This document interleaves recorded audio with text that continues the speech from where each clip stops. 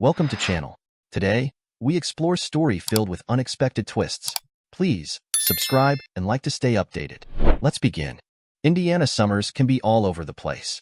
This May was weirdly warm and rainy. Normally, I would be out cutting the grass for the first time around July, but not this year. At least it wasn't snow like last April when we got 4 inches from a surprise blizzard. I would take mowing the lawn early over shoveling snow any day. With tax season done, it felt great to be outside in the sunlight. My house has an interesting feature. The backyard slopes down significantly, leading to a small stream behind us. When they built the house, they leveled the front with the road using backfill, creating a sharp slope halfway down the side. The basement, completely covered in the front, was revealed in the back, allowing the installation of a double-wide service door so I could pull the mower and other lawn things in there instead of cluttering up my garage. It was one of my favorite features of the house. I would finish with the mower and everything was back in place. I have allergies to grass, so I was anxious to get upstairs and take a shower. I was almost to the top of the stairs when I heard my wife's voice. I would seen her friend's car when I would mowed the front, so I wasn't surprised to hear voices. But then I heard what was being said, and it made my hand pause as I reached for the doorknob. I guess I should have started by introducing myself. My name is Sam Harris. I prefer to go by Jake, but in school, I got tagged as Duke after the actor Robert Redford. I didn't mind, but the show was off the air before I was born, and it doesn't really count as a pop culture reference anymore. I graduated from Indiana State University with an accounting degree, still being called Duke. I gained my CPA in the minimal required time after leaving school, and currently work for a large firm in Nashville as a team leader performing audits and such. Not the most exciting position, but it paid really well, and I got to see the inner workings of a lot of companies. I have a particular gift for forensic analytics, which is building a financial trail to investigate things like fraud and money laundering. I'm becoming known as an expert and have even been asked to consult with the FBI on 2 cases. My wife, Emma, was a political science and business dual major, planning to get her law degree when we met at the start of our junior year. I was sitting, waiting for the first day of class when she walked in. Emma had a tall, slim figure like a ballerina, except with a slightly larger chest. Her long, auburn hair hung loose around her bare shoulders in a vision of loveliness. She was wearing a pretty sundress with sandals that highlighted her delectable legs, sleek and firm. The mixture of innocence and sexuality was too much. I was instantly attracted. Unfortunately, Emma didn't sit next to me or get assigned to me in a group project. It took me 4 weeks to approach her and break the ice. I made a silly joke, and she laughed. It wasn't a dainty giggle, it was a full-out laugh. We started talking, and I asked her if she wanted to go for coffee after class. "I've been waiting for you to ask for 4 weeks, she answered with a smile. The last 2 years of college, we were seldom apart. Our parents weren't too pleased, but we moved in together for senior year. They saw how devoted we were to one another and soon adjusted to it. I couldn't see how it could get any better, but it did. I graduated and immediately landed a job with one of the larger public accounting firms in Nashville. I was making a stupid amount of money for a recently graduated 25-year-old. Emma was accepted into Indiana State's law school, so we just stayed in our student apartment. My company offered to pay for my MBA, so I was taking classes too. I took the quota to work every day, so a car wasn't needed and cut down on expenses. 3 years later, Emma graduated, and I proposed during her celebration dinner in the middle of Smith-Walensky in Maplewood Plaza. 6 months later, we were married. Emma took a position as a deputy district attorney in the Jefferson County Prosecutor's Office, which is north of downtown Nashville. We decided to buy a house in Fairview, which was close to the county seat and hosted the courthouse. It also was near the Coda line, so I could simply ride the bus into work every day. It was a 60-minute commute one way, but better than trying to drive in on the I-670 or I-71. Emma and her mother found the house. It was a great starter home with 3 bedrooms. One bedroom would be set up as an office with 2 desks. I would be telecommuting occasionally, and Emma needed her own space for her legal work. The other bedroom would be a guest room, and of course, the final room was our master bedroom. It was also not too far from her parents' house. Emma sold me on it as built-in babysitters for when we have kids. I was an only child and always wanted siblings. Emma and I had discussed kids as far back as our junior year, and agreed to wait until Emma had time to settle into her career before we started trying. But now we'd reached that point, and 2 nights ago had agreed to stop Emma's birth control and start trying to have a child. I was happier than ever before, and that was when what I heard caused my hand to pause on the doorknob. Jake and I decided that it's time for me to get pregnant, Emma announced in an excited squeal. This set off her friend, Olivia. The two women made the same high-pitched noise that made me wonder about whales accidentally beaching off Lake Michigan trying to reach them. As I stood on the stairs, I grinned at their excitement that matched my own at becoming a father. I was again reaching for the knob when I heard the question that wiped that grin off my face and the happiness right out of me. That's wonderful, Emma, Olivia said. But what are you going to do about Mark? Sure. Emma hushed her friend. Jake is outside mowing the lawn. There was a pause, and I could almost see her looking around for me to pop up. Then she started talking again. I've already told Mark that I am ending the affair. He was fine with it. With Carter stepping down from his Senate seat, Mark thinks he has a real shot at it. Getting caught having an affair with a married employee would be a big no-no. Just that simple. 3 sentences destroyed my world. Michael Brooks was Emma's boss in the DA's office. He was a widower in his mid-40s. His wife had died of cancer, leaving him a single father to their daughter, Grace. Mark was a real political animal, and Emma had regaled me with stories of his maneuvers within his party to run for higher office. I guess I just found out how my wife got access to all that under-the-covers information. Really? Olivia was saying. Just going cold turkey? You've been hot and heavy for 5 months, and you're just going to give up the stud muffin? The teasing doubt in her voice made me want to rip Olivia's head off. She'd been a classmate at Indiana State, and I knew her before Emma. I knew Emma and Olivia were now best friends, but I always thought she was still my friend too. I guess I was wrong about that. Stop, Emma protested with a giggle. You are so bad. Mark is a great lover, but he was just a bit of rough to play with.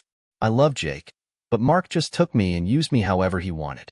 There was no love, just raw sex and power. Now that Jake and I are going for a baby, I don't want to take any chances. I love Jake and will be a good and faithful mother. How many more cliches were we going to have here? I wondered.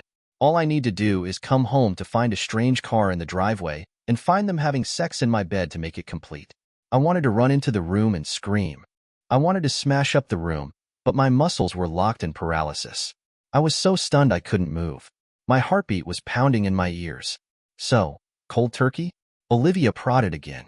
Emma giggled. Well, not cold turkey, she admitted. I have a conference next week with Mark in Charlotte. We'll have our goodbye sex out there. They'll miss the sex, but Jake and the baby are more important. I couldn't take any more, but I didn't know what to do. I loved Emma, but this was killing me. My business training started to kick in then. I needed to step back and think. I needed a plan. I started stomping on the steps like I was coming up the stairs. Then I opened the door and stepped into the kitchen. Emma and Olivia were sitting there with their teacups in front of them. Was that a hint of guilt I saw on Emma's face? Honey, are you okay?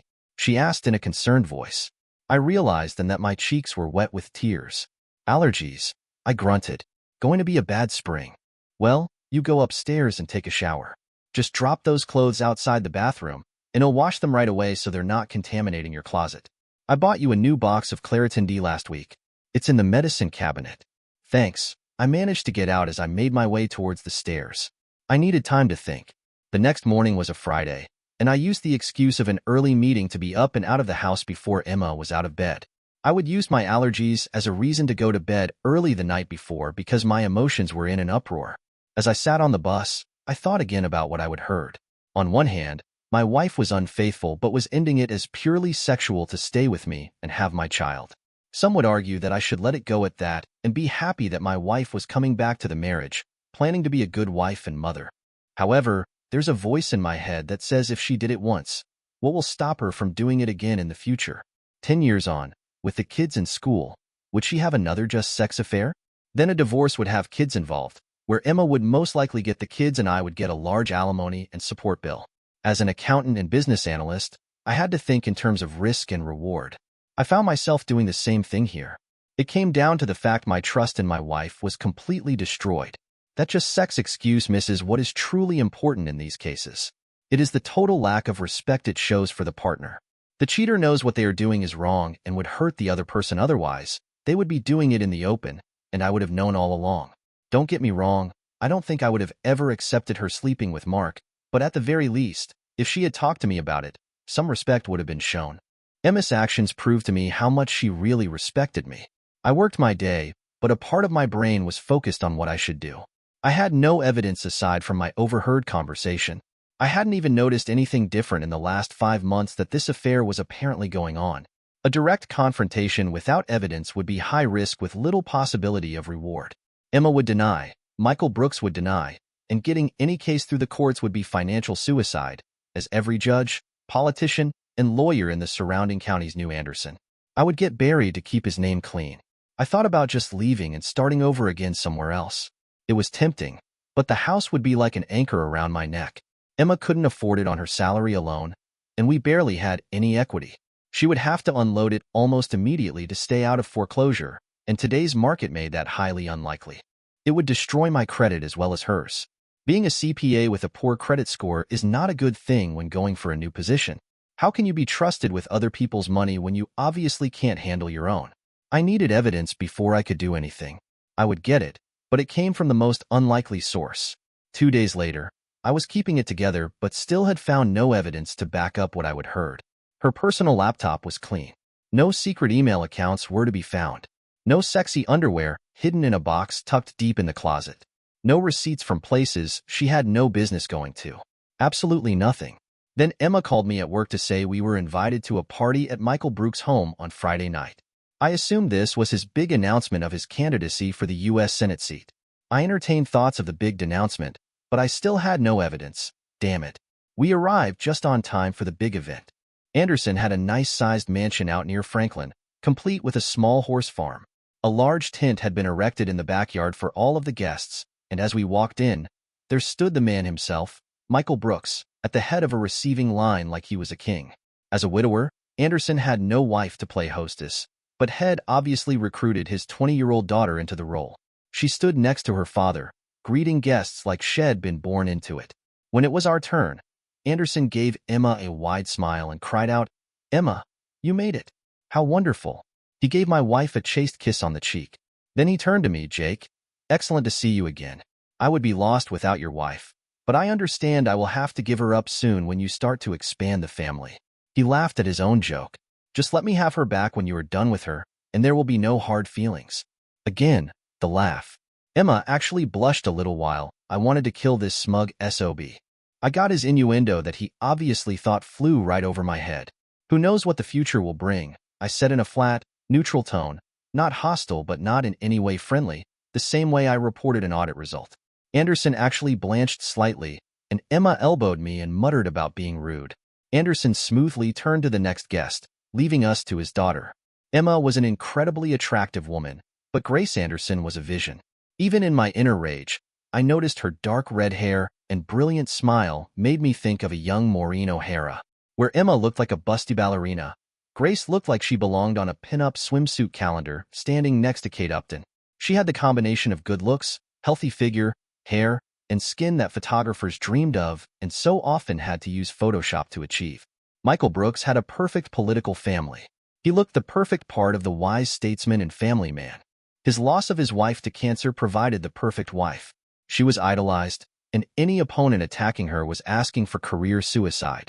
Grace was the princess homecoming queen, an Indiana State senior majoring in business and pre-law, former gymnast, now a member of the cheerleading squad. Rumor, according to Emma, was Grace planned to try out for the Bengals cheerleading squad at their next open call as she just turned 21.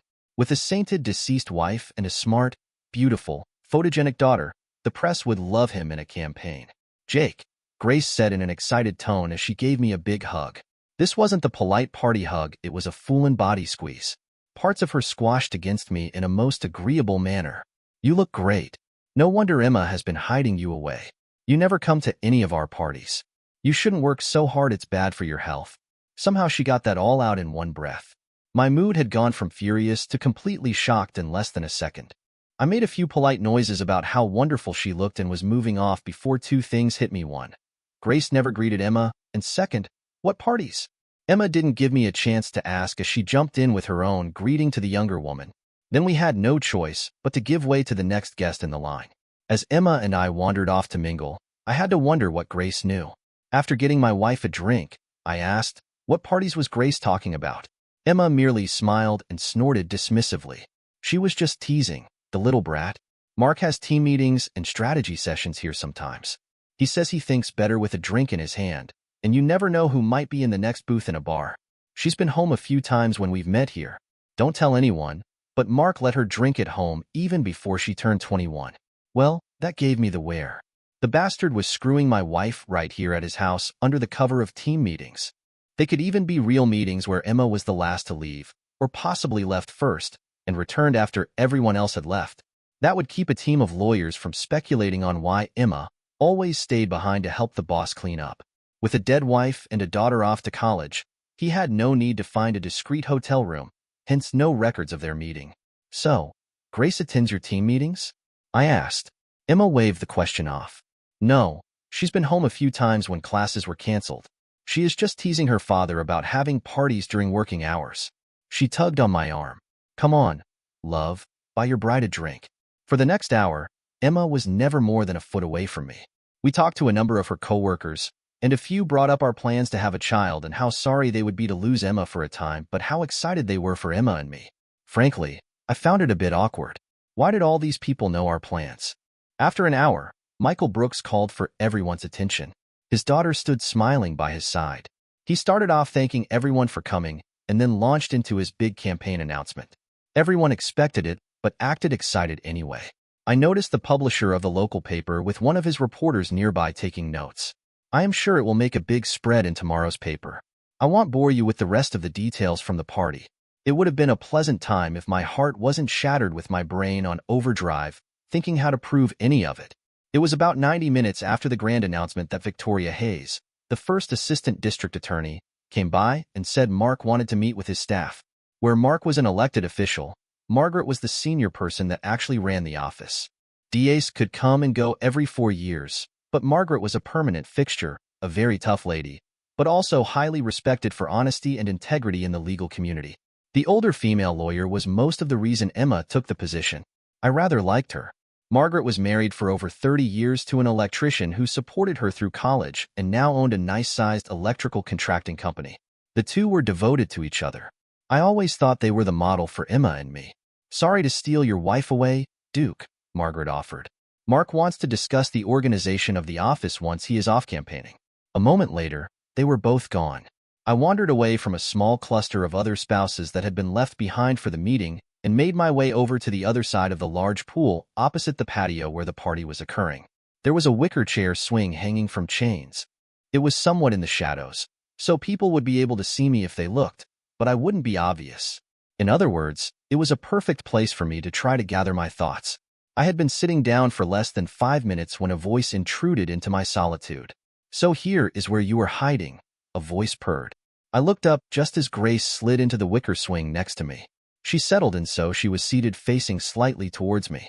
Without me saying a word, her little black dress settled across her tan thighs in a way that clung to her body, hinting at what lay beneath without revealing anything. Seductive but innocent at the same time. It said something of my state of mind that I noted this almost academically. You look like a man with the weight of the world on his shoulders, she commented. I didn't really want to talk about it to my wife's lover's daughter, no matter how hot she was. We've been really busy in the office, a lot of audits going on, I said to end the conversation. Really? Grace asked in an interested tone. I just finished my last accounting course at school. We spent several classes talking about the use of forensic accounting in law enforcement. I thought it was fascinating. Even in my grief, that surprised me. Really? I asked in a disbelieving tone. Well, it's not sexy or anything, but it really is detective work to take all the right pieces of information out of a ton of other facts and put them together to get a clear picture. Plus, since some people are trying to hide that information, it gets even harder. Most people don't see it that way, I admitted. Grace started going into a remarkable amount of detail on just what she learned in the class and why she enjoyed it so much. I have to say I was impressed. I've had people finishing internships at the firm that couldn't have spoken that well on the topic. Focusing in on her words actually helped me set aside both her looks and, more importantly, the rage boiling deep inside me. I found myself slipping into my role of mentor. It helped me put my emotional turmoil in the back of my mind a bit. You really did enjoy the class, I remarked. You seem to have an excellent grasp of the topic. Grace blushed at my praise. For a moment, the pinup girl was gone, and I could see a sweet girl honestly touched by my simple praise. I've actually thought about going into the FBI when I finish school. Dad wants me to either become a prosecutor or go to work for one of his friend's law firms. I don't think that is what I want to do. You should follow your own dreams and not your father's. It was honest advice. Not that I wouldn't be above spiking the prick's plans. I've done some work with the FBI when audits turned up something criminal. Sharp people. Before Grace could reply, Emma stepped out of the shadows. "Hey, Race, where you disappeared to? You weren't doing anything naughty with my husband, were you?" she asked in a teasing tone. Grace turned to face my wife with a brilliant smile. "We were just talking about Jake's job. We just covered it in class, and I wanted to pick the brain of an expert." "Well, Duke is that," Emma said in a proud tone. "I looked at one of his audit reports where an employee was embezzling money using his boss login. Duke caught that some of the transfers happened when the guy was on a business trip, but the login occurred from the corporate office. Most of us would have stopped when the boss was identified." Duke kept digging. "I could have gotten a conviction on the employee on my first day out of law school. Duke didn't really leave anything for the DA's office to do on that one." Emma was beaming at me with pride on her face as she related this little story. That confused the hell out of me. How could she be proud of me and claim to love me while carrying on a 5-month relationship with her goddamn boss? A shadow of my confusion must have crossed my face because Emma asked, "What's wrong, dear?" "Nothing," I said. "Just thought about a problem." "Well, stop that. This is a party," Emma admonished me. She barely drew a breath and said, "Duke, you will never be able to guess the opportunity I've been given. Mark and Margaret want me to move into more of an administrative role since I plan on going on maternity leave as soon as you get your job done. That way, when I go, there won't be any cases left hanging. They'll be working directly for Margaret." Something in my heart leapt at the thought Emma would be away from that creep Mark. My hopes were dashed a mere second later. "I will have to travel occasionally," Emma continued. "I will carry sensitive papers to Mark on the campaign trail, so I won't be a part of his campaign, but I will still get to see some of the behind-the-scenes activity. That will be so much fun." I could feel my heart shatter all over again. I know I heard Emma say she planned on ending her affair so we could have a baby. I could easily see her falling back into her affair in her excitement to be part of the campaign. And if she did get pregnant, who was to say it would be mine? Mark is about my size and coloring. Short of a DNA test, it would be really hard to know. My rage started to grow, but I clamped down on it. Now was not the time. Grace started talking to Emma about her new position and the campaign. The two were soon wrapped up in their conversation, and I was forgotten. I took the opportunity to pull myself together. After tonight, I would start to plan. I needed some way to counter Mark's political power, but frankly, I had no idea how to do that. The answer walked into my office 2 days later. "Your 10 appointment is here," my admin called in through my open door. We're not allowed to call them secretaries anymore. I glanced at my Outlook calendar and didn't see anything booked. Before I could reply, Grace Anderson walked in. "Hi, Duke," she called as she walked in. Her long, dark red hair flowed down over her shoulder. She wore a light sundress that showed off her gorgeous legs with sandals with straps that wrapped around her legs almost up to her knees. I was speechless watching her walk in. "I hope you don't mind," Grace started. She closed my office door behind herself. "I told Mary that we had an appointment to discuss my career and how Emma works for my father." I rose politely from my chair. "I am happy to see you. I was just working on some reports." I gestured for her to take one of the chairs in front of my desk. After she was seated, I sat down. "What did you want to talk about?" The happy face suddenly melted off Grace's face. "I think you know, Jake. I saw it on your face when you talked to my father. I am so sorry that he's destroying such a nice guy." I was stunned. That was not what I was expecting. "What are you talking about?" I asked cautiously. Grace grimaced. "The fact that the Aholy known as my father is having an affair with your wife."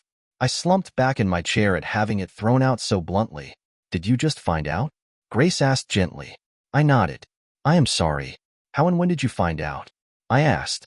"About 3 months ago," Grace admitted. "I don't know when it started, but I found out in March. I would gone home early one Friday, and they were having one of their meetings at our house. I was having a late lunch with a friend from high school, so I just ran in to drop off my bags, say hi, and go. Dad asked when I would be home, and I said after dinner. Turned out my friend got sick and couldn't make it. I grabbed some lunch and went home. I saw my dad and Emma having sex in our hot tub. I took pictures and even got them running naked back into the house. There was a foot of snow on the ground too." "You took pictures of your dad having sex?" I asked in shock. I also wondered if I could get copies of the pictures. It would really help with the divorce. As though she read my mind, Grace reached into her bag and brought out a large envelope and placed it on my desk. Here are the pictures from that day and a few others. She paused and smirked. Dad has a security system installed in the house. The entire outside is covered, and several of the inside rooms have cameras. If you know the website and have the key fob and password, you can get in from pretty much anywhere. There is a thumb drive in there with video too. I was in shock at this. Mark's daughter was handing over everything I would need for my divorce and to destroy her father. Why? I asked. The sad look on Grace's face was replaced with anger. Because, she said in a quiet voice, I hate that man more than you ever could. I said nothing but waited. After a moment, she started to talk. Dad met Mom when she was a college student. He was a brand new lawyer assigned to a sex crimes unit in Cleveland. Mom had come over from Ireland for school. Her family was well off but were killed in a bombing in Belfast. She came over here to get away from the troubles. Her voice had taken on a soft lilt that she had probably learned from her mother. Mom was dating some loser that hit her hard enough she ended up in an ER. Dad was assigned to the case. They met, the loser went to jail, and a year later, they were married. Dad was always ambitious. He got a smart, beautiful woman with an exotic accent. Mom got a strong man that would protect her. I came along a few years later. Dad wanted me to do gymnastics. He thought having a daughter performing in the Olympics would do wonders for his political career. Do you know what ends most gymnastics careers? I shook my head and said, never thought about it. Grace smiled. They call it the 3BS boobs, butts, and boys. I got the first one. I was told to do cheerleading and be the all-American girl. I didn't mind, as I liked performing, but I realized by the time I was 16, I was merely a prop for my father's ambitions. Mom knew it almost from the start. Dad was having affairs almost from the time they were married. Mom knew and begged him to stop, but she was too weak to do anything about it. She felt trapped. She was a staunch Catholic, so divorce was out. Grace paused a bit, and I let her gather her thoughts. After a moment, she continued. Sometimes I wonder if her poor reaction to the cancer treatments was a result of her unconsciously wanting to die or actively sabotaging her treatments. In any case, I was in the hospital with her when she died. The official story is my father was in court winning a homicide conviction. He had the doctor change the time of death. He was actually having sex with his assistant at her apartment to celebrate. He just trotted out Mom as his trophy, and the press loved the story of how they met. The heroic DA riding out to save the battered woman. Hell, the man hit her himself more than once that I saw. Why are you telling me all of this? I had to ask. Because you don't deserve this, Jake. My dad, he's not a good person. After Mom died, he kept his affairs discreet until I left for college. That is when he started hosting meetings at the house, and they are not just for his job. He also has meetings for some of the charity groups he is involved with. I know for a fact he is sleeping with 2 other women from those groups too. One of the poor women actually thinks it's true love and is planning to leave her husband. Is that what Emma thinks? I asked. I knew what I would heard, but I was still curious. Grace shook her head and said, no, she seems to think it's just fun. They say power is the ultimate aphrodisiac. Emma seems to be proof of that. I heard her talking with my dad about some senator they met with and how horny she was when she got back to town. I winced at the blunt comment. I even remembered the day I came home to a wild woman, and it was one of the best nights of sex in my life. A cherished memory was now sour because I knew now that my wife had probably not even been thinking of me at the time. So, what do you want? I asked. To her credit, Grace looked me right in the eyes when she answered. I want you out of your marriage to that cheater. I want my father's career destroyed to the point he would never be elected dog catcher in a town full of cats. I thought of just sending my stuff to the papers or even to the other party, but he has too many friends. I figure together we can make them pay. Won't that make it harder for you to finish school? She again shook that deep red hair. No. Mom left her inheritance to me as a trust fund. I haven't touched it, but if it came to it, I could pay for the rest of my schooling and an MBA and still have a nice nest egg left. If your mom had that much money of her own, why didn't she could have gone to Ireland beyond your father's reach. Grace sighed. As I said, she was raised very Irish Catholic. She was taught divorce was not an option. Whatever else happened, Mom clung to her faith until the very end. It is the one thing that makes me think her death was unconscious rather than deliberate, since they also see suicide as the unforgivable sin. I have to admit I couldn't see Grace as anything but truthful. She said she wanted her father's career destroyed, and me having this information sure couldn't bode well for ambitions. I couldn't see any way this could be a trap of some sort. If Emma and Mark wanted to wipe me out, they could do it openly in court. This sneaky was only for when you were desperate, like me. A plan started to take form in my mind. I would need Grace to help with several items. If nothing else, it would tell me how committed she was to destroying her father. Okay, I agreed, but I don't want to destroy him by releasing these images or even naming him in my divorce. Grace looked surprised at that. Why not? She asked. Her face flushed red in her passion, and she drew a breath to launch into some speech. I stalled her with a raised hand. I didn't say we wouldn't destroy him, but I don't want to have to deal with the bad press of being the cucked husband in a political scandal. Instead, I want to destroy what he's wanted all his life, his power and influence. And I can get a nice quiet divorce that no one will care about. Grace looked at me with shock on her face. After a minute, a sly smile grew. What do you need from me? I smirked. I'm going to do what I do best. Get me his financial records, personal and his campaign stuff. They got Capone through tax evasion. Having met your father, I have no doubt I can find something. And if not? She asked. I smiled. I can make some. Over the next few days, Grace and I were busy. She installed a keystroke logger onto her father's personal laptop and the home desktop. She also performed a full hard drive backup of his computer. We set up their security system to upload its recordings to a cloud space I knew of that was physically hosted overseas. So nice of the ass to bug his own house for me. For my part, I didn't bother bugging Emma's phone. Thanks to Grace's evidence, I didn't need anything more on that front. I did activate the GPS tracker intended for parents keeping track of children. It mostly just used cell towers for positioning unless I sent the command to activate the GPS. I just didn't want her surprising me at home when I was busy with my work. I faked a groin injury the day after Grace first came to see me. That gave me an excuse not to have sex with my wife. I never thought I would ever have to come up with an excuse not to have sex with my lovely wife. After hearing of the number of Mark's partners, I didn't want to take any more chances than I unknowingly had. Plus, I don't think I could have done it without my anger breaking out. On a side note, I did make an appointment with a doctor to be tested for STDs. Nothing showed up at first, but some of those bugs, like HIV, can take months before they give a positive result for antibodies. It was a randy, frustrated Emma that left for her final rendezvous with Mark at the conference in Charlotte. Unsurprisingly, she was really excited to go. Leaving her hanging the last few days had her really keyed up. Some guys might have given her the goodbye sex as revenge. My problem was somewhere inside. I still loved her. I could never trust her again, but that didn't mean I didn't love her in some parts still. But I also couldn't stand the thought of having sex with her after what I would learned. Thursday morning came, and Emma was waiting with her packed bag for Mark and a junior lawyer from their office who was going to the conference with them. I wondered if the young guy knew he was their cover. So, I will be home Sunday afternoon, Emma said as she walked up behind me after dropping her bag by the front door.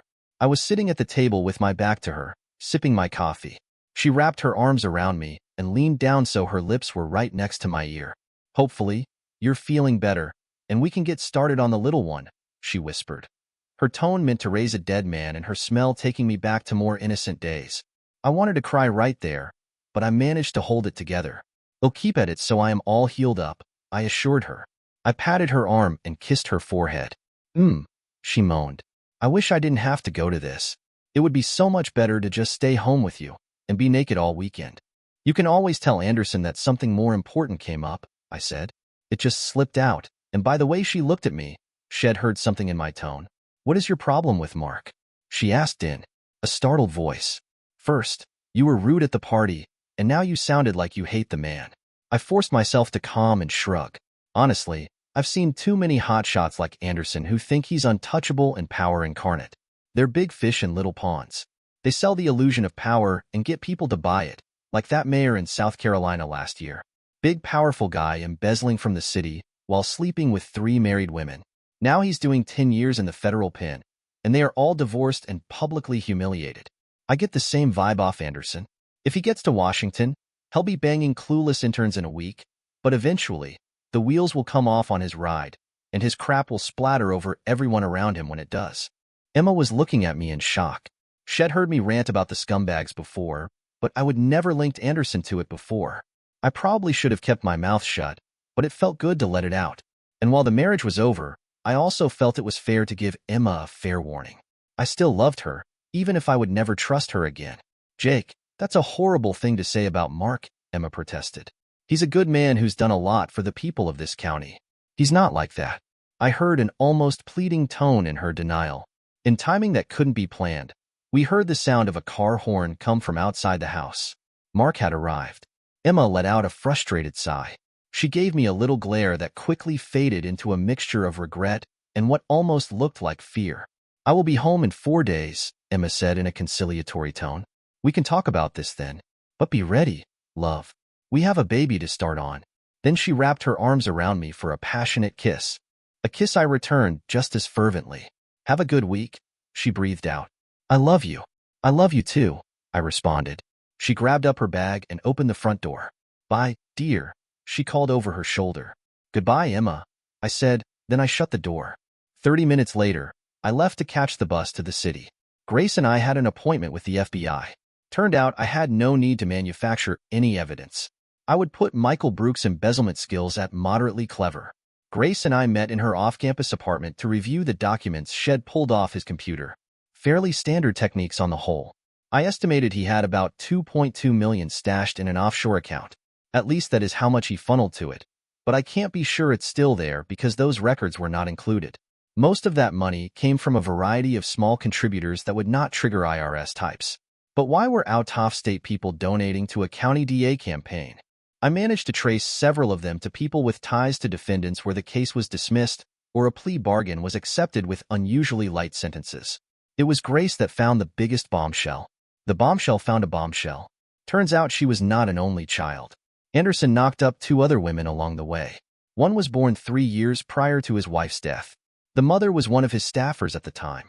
The third was born 8 months after his wife's death too. Get this, an 18-year-old volunteer at the hospital his wife was in for treatment. Anderson was funneling $2,000 a month to each woman from campaign contributions as poll research consultants. Grace almost destroyed her own apartment in her rage. That red hair really is a warning. By the time Emma and Mark left, we had everything worked out. In Mark's records, there were still questions, but we lacked the resources to get to the information. So I wrote up all of the findings and scheduled a meeting with a senior FBI agent I would worked with out of the Nashville office. Grace came along to tell him the story we'd cooked up. Grace's story was Shed wanted to look at some real records after taking her forensic accounting class. She decided to take a look at her father's records out of innocent curiosity. When Shed spotted some oddities, Shed called me because my wife worked for her father and she knew of my expertise. Gary was an experienced pro. He knew there was more to it than that, but we dropped a gift-wrapped present in his lap, so he didn't push. A dirty DA in his own backyard. A dirty DA that had just launched a U.S. Senate campaign. It was a career-making case, dropping like manna from heaven. We caught a cab back to Grace's apartment since she had a late afternoon class, and I did the short walk to the Greyhound station for the bus ride home. I was thinking of packing up my stuff and being gone when Emma arrived home. Gary promised to expedite the case to at least subpoena Anderson's records by Friday. It wouldn't take long for word to get around about the investigation. At that point, the creep would find out how illusionary his power is when all the rats deserted his ship.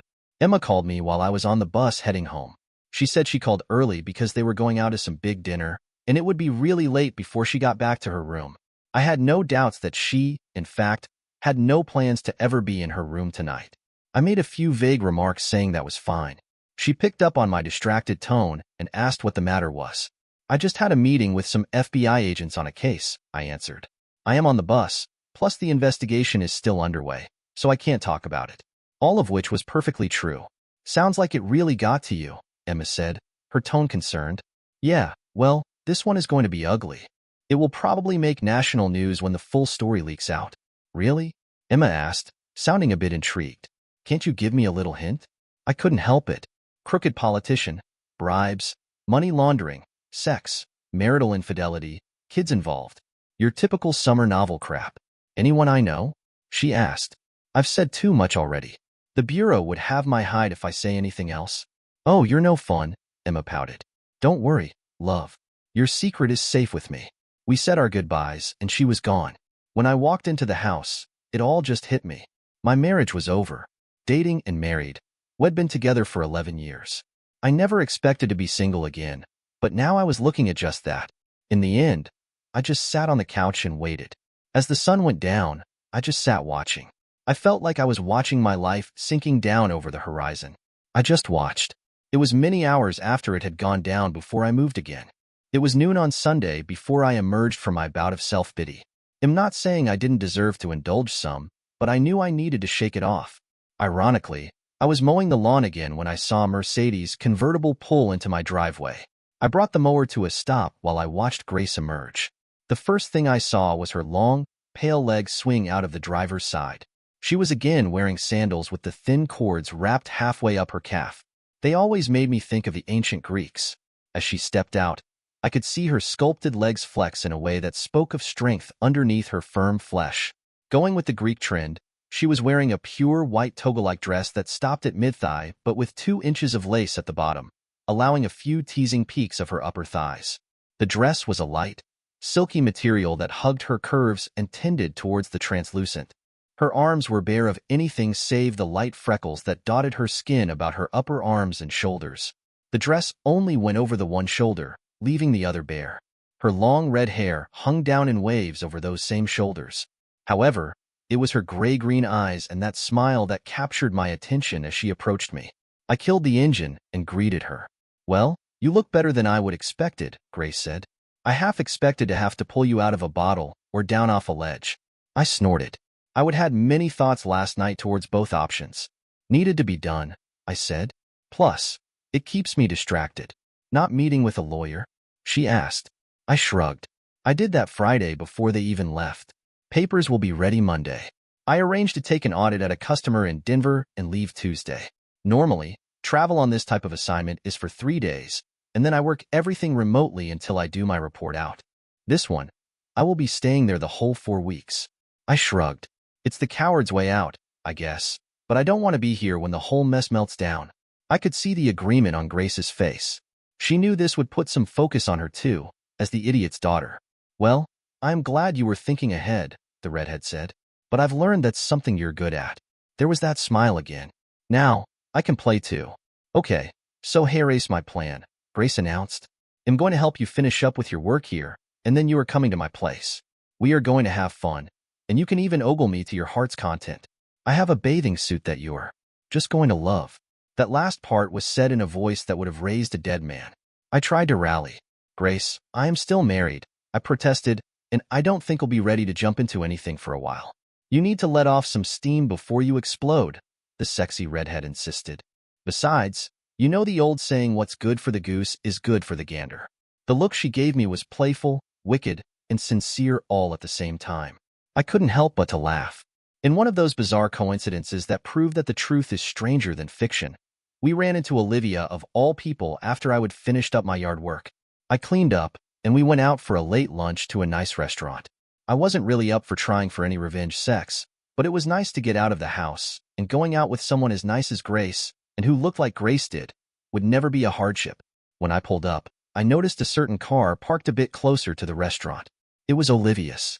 I always thought it was a crime putting OBX and Lake Michigan bumper stickers on a Challenger GT.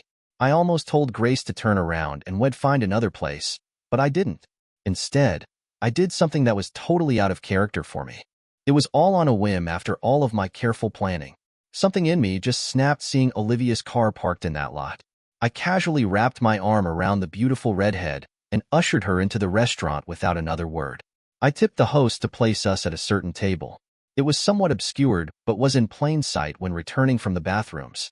I sat Grace facing out and settled myself into the seat next to her. She smiled when I took her hand. "What brought this on?" she asked with a cute little smile. "Not that I am complaining." I laughed.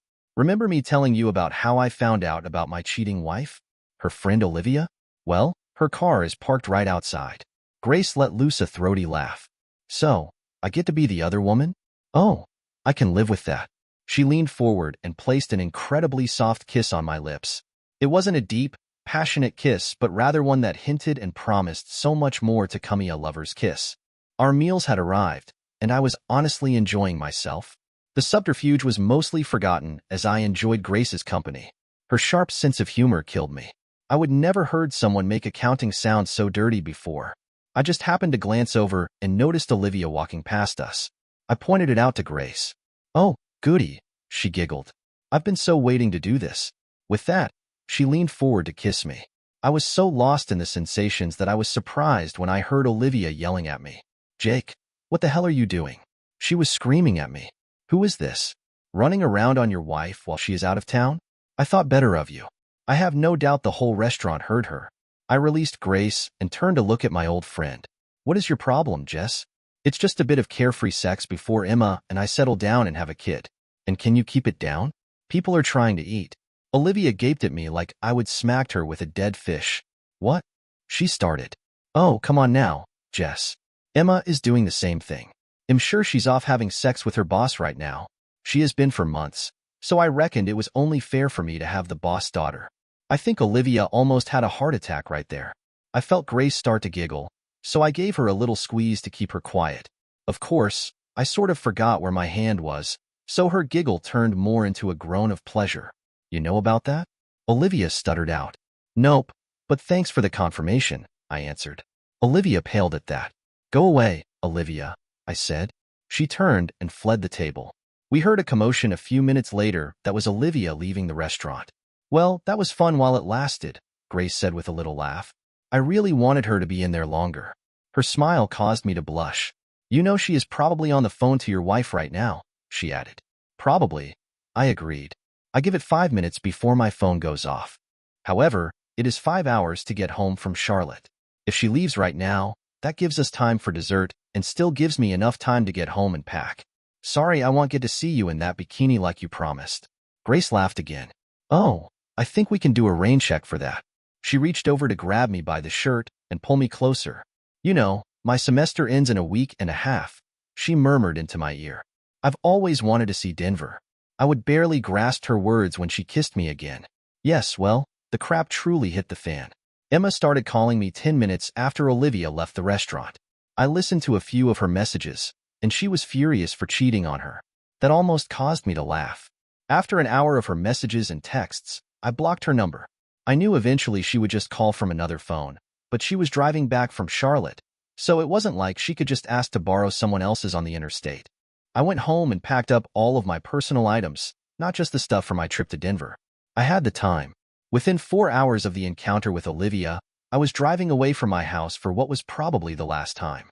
I booked myself into a hotel near the Nashville airport after dropping most of my stuff off in a storage locker until I could find a place to live. I talked to Grace a few times on the phone. She was staying with a friend as her father was leaving furious messages on her phone now. I moved my flight to Denver up a day and was gone Monday morning. Emma managed to call my phone a few times from other numbers. Now they were tearful rants of how could I do this to her? Why would I destroy her career? Etc. Apparently, Olivia's initial screaming had gotten a lot of people's attention.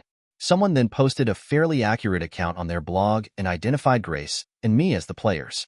My comment about Emma screwing Mark was also reported, along with the fact they were together in Charlotte for the weekend. That caused a big stir in the county political circles and the courthouse. I avoided most of the news out of Nashville for the rest of the week. It wasn't until Friday that I got an email that told me what was happening back in Fairview. Surprisingly, it was from Victoria Hayes, the senior manager in the DA's office. The older lawyer apologized for all that had happened. She knew Mark was dating 2 women outside the office, but knew nothing of Emma's involvement. She also applauded my getting revenge by using the law against the lawyer. According to Margaret, it was an eventful week in the Jefferson County DA's office. That Monday morning, Mark was in the office attempting damage control and denying any improper behavior on his part. It is just my daughter's rebellion under the influence of a cheating husband, was the story he tried to sell. Then on Tuesday, Emma was served with the divorce papers on the grounds of adultery. The envelope was filled with pictures, DVDs, and a letter from me. Emma's scream of horror when she read my note brought Margaret and 2 others running into her office. Emma was slumped in shock in her chair, and Margaret spotted the pictures that had fallen out onto the desk. My letter to Emma told her I never had an affair but hoped she now had some idea of how I felt about her, and that I couldn't be married to someone I couldn't trust, especially now that I knew she'd been unfaithful before. Not much work was completed in the DA's office on Tuesday. Margaret was in Mark's office for a meeting the next day when 4 men in suits suddenly walked in. Mark was yelling at them for interrupting an important meeting when one man informed Mark he was under arrest. She said he was in complete shock when they cuffed him and walked him out of the office. They perp-walked him right out the front door of the courthouse and past the reporters that had somehow been notified. I owed Gary a few beers for that. Margaret closed her email by apologizing for letting their behavior happen in her office. She also said to let her know if I needed anything, as I didn't deserve this kind of thing. I am sure some of her email was damage control, but mostly, I think it was Margaret being the moral professional person I always took her for. Now all my plans for a quiet divorce were shot to hell because of my own stupid impulsive stunt with Olivia in that restaurant. The Nashville news stations quickly got wind of Mark's arrest and the charges against him. As I told Emma, this had all the makings of a summer novel: sex, betrayal, revenge, and way too much angst. The news media loved it, and it was quickly picked up by the hungry 24-hour news services. I avoided the worst as I was out of town, and they hadn't managed to track me down since I booked a second hotel room in a place 10 miles from the one listed on my itinerary at work. I had checked in there, though, so the reporters camped out around it trying to catch me. I did see on TV that they were camped in front of my house. Emma wasn't coming out, and they only got shots of my in-laws going in and out. Grace had it the worst as the daughter that turned in her own father. She still had to go to class and take exams, so the media had a fairly easy time finding her the first few days. Then the school forced the reporters off campus as they were disrupting the students. It also helped when the two women who bore Mark's children came forward for their 15 minutes of fame. Her last final completed, Grace slipped off campus and headed to the airport. The media was disappointed but not too surprised when she was a nose-how at the graduation ceremony. After a while, the story slipped to a secondary news item and stayed there. It flared up when Mark's trial started, but he pleaded guilty to several charges, making him a 20-year guest of the federal government. Thankfully, his pleading guilty meant Grace and I were never called to testify. Then it dropped completely off their radar, taking Grace, Emma, and me with it. Oddly enough, after all that publicity, my divorce did go through quickly and with a minimum of fuss. Emma signed the papers 4 days after receiving them. I got a letter apologizing for what she had done to me and to us. She had sworn in her rage, driving back from Charlotte, that she would never forgive me for cheating on her. Finding out that she was, in fact, the only cheater, Shed realized how hypocritical that made her. She took my offer of a 50-50 split and just asked that at some point, when it wasn't so raw, if I would agree to meet with her so she could apologize in person. She closed saying that she would always love me and wished me well. I heard later from her mother Shed quit her job and moved out to the Midwest with an aunt. Taking down Mark did wonders for my career. The FBI gave me full credit in the press for the analysis of Mark's records.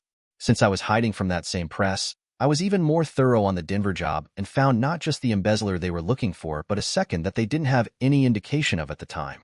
My firm promoted me and assigned leadership of a team focused on white-collar crimes. And yes, some joker hung the label on the team as Duke's Heroes. But the best part was when they assigned me an assistant, a recent college graduate looking to gain experience in forensic accounting. I've never enjoyed working late so much, and that bikini looked even better on my hotel room floor. Thanks for watching. What do you think about Jake's situation? Would you have handled it differently? Share your thoughts in the comments, and don't forget to like and subscribe for more stories.